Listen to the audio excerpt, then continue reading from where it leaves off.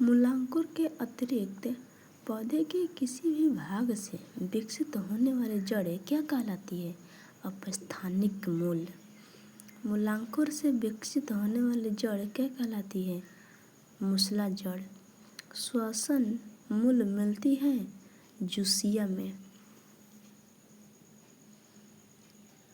Dahlia की जड़ होती है कंदील तथा पुलकित। ऊपरी रोही मूल मिलती है ऑर्किड्स में। न्यूमेटाफोर्स श्वसन मूल प्रायः मिलती है मैंग्रोव पादपों में।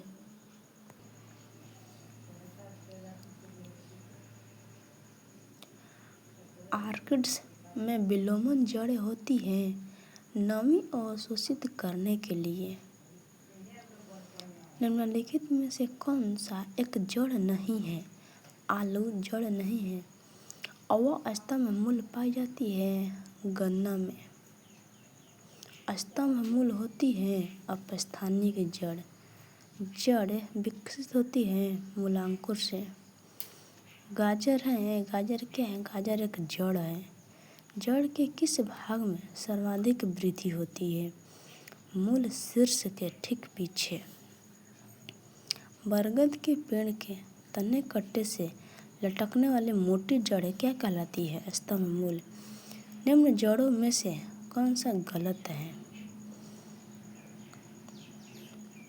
शंक्वाकार जड़ प्याज, ये नहीं होता है, ये गलत है। मतलब कुंभी रूपी जड़ सलजम। तुर्क रूपी जड़ मूली। श्वसन मूल मैंग्रोव पौधे होता है। श्वसन मूल पाई जाती है राइजोफेरा में। पान की लता में बनने वाली जड़ कौन सी होती है? आरोही जड़। आलू के खाने योग्य भाग होता है तना। पर्णकाय स्तंभ एक रूपांतरण है तना का। नागफनी में प्रकाश संश्लेषी होता है पर्णकाय स्तंभ द्वारा। निम्नलिखित में से कौन एक तना है? आलू तना है। पत्ता गोभी खाद्य पदार्थ का संग्रह कहाँ होता है? पत्तियां में। आलू भूमिगत रूपांतरित तना होता है जिसे क्या कहा जाता है? कंद। निम्नलिखित में से क्या तने का रूपांतरण नहीं है? शकरकंद का कंद तना नहीं है। निम्न में से कौन सा तना है? अदरक तना है। प्याज में खाद्य भाग तना है। निम्नलिखित में से कौन सा रूपांतरित तना है? आलू रूपांतरित तना है। निम्नलिखित में से किसकी पत्ती में पर्णदल प्रायः न्यूनीकृत होती है? शुष्कोद्भिद में। कैक्टस में शूल किसका रूपांतरण है? पत्ते का। पुष्प के अध्ययन को एंथोलॉजी कहते हैं। वे पौधे जिनमें कभी पुष्प नहीं बनते हैं उसे क्रिप्टोगेम्स कहते हैं। पूर्ण पुष्प में पाया जाता है सभी चारों चक्र।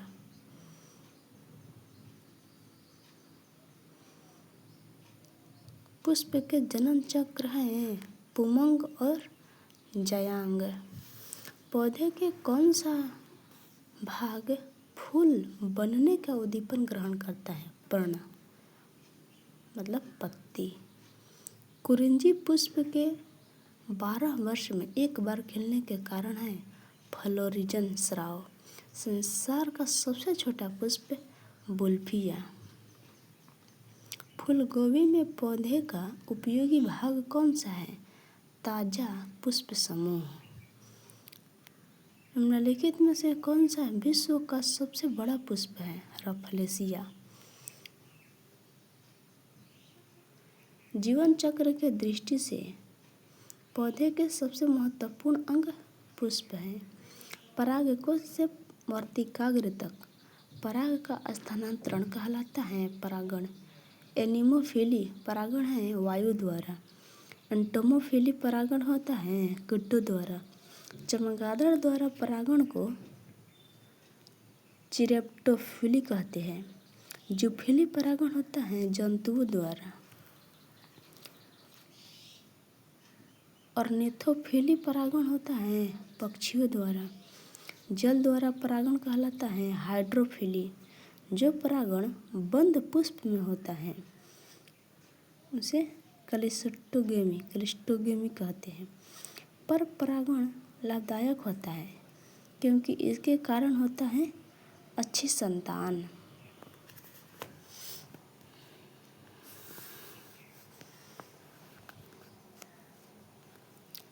वर्तिकाग्र सदैव खुरदुरा और चिपचिपा होता है। कीट परागित पुष्पों में घोंघे द्वारा परागण कहलाता है मेलेकोफिली। सुगंधित पुष्पों में परागण किसके द्वारा होता है? कीट द्वारा। परागण है अपूर्ण विकसित नर जुग्मुकोद्भिद। कीटों द्वारा परागित फूलों के परागण को रुक्ष और चिपचिपे होते हैं।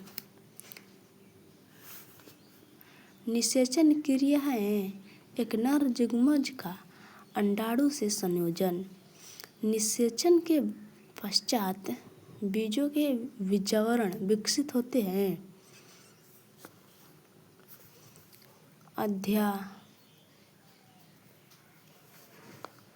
अध्यावरणों से द्वितीय निषेचन का मुख्य लक्षण क्या है? आवृत बीजियों का अनिषेकजनन होता है। बिना निषेचन के अंडाणु का परिवर्धन। बिना निषेचन के एक अंडाशय के फल में विकसित होने को क्या कहते हैं? पार्थिनोकार्पी। निम्नलिखित में से कौन सा फल अनिषेक फलीय होता है? केला। निम्न में से किस एक की खेती पौधे के प्रतिरोपण करके की जाती है? प्याज का। एक सत्य फल परिवर्धित होता है अंडाशय से। आभासी फल का उदाहरण है सेव। नारियल तथा आम के फल होते हैं डुब। पके हुए फल का खाने योग्य भाग कौन होता है? मध्य फल भित्ति। नारियल के खाने योग्य भाग भ्रूणपोष। लीची फल के खाने योग्य भाग होता है एरिल। सेब एवं नाशपाती में खाने योग्य भाग मांसल पुष्पासन होता है। फलों के वह प्रकार जिसमें लीची को रखा जाता है उसे नट कहते हैं। बीज रहित फल प्राप्त किया जा सकता है हार्मोन के व्यवहार द्वारा।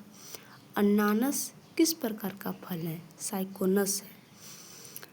इनमें से कौन सा युग्म सुमेलित होता है?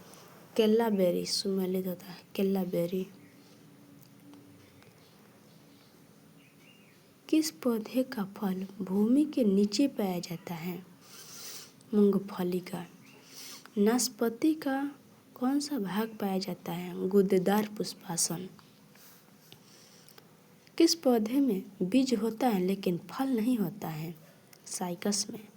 बीज विकासित होता है बीजांडों से। भ्रूण किसमें मिलता है? बीज से। आर्किड के बीज होते हैं हल्के और शुष्क। सामान्यतः अंकुरण के लिए किसकी आवश्यकता नहीं होती है? प्रकाश। जल की आवश्यकता होती है किसी बीज को अंकुरण में। जल होती है आवश्यकता, हवा होती है, ताप होती है। सजीव प्रजक अंकुरण किसमें पाया जाता है? राइजोफोरा में। अधोभूमिक अंकुरण पाया जाता है मक्का में। भूपोरिक अंकुरण पाया जाता है अरंडी में।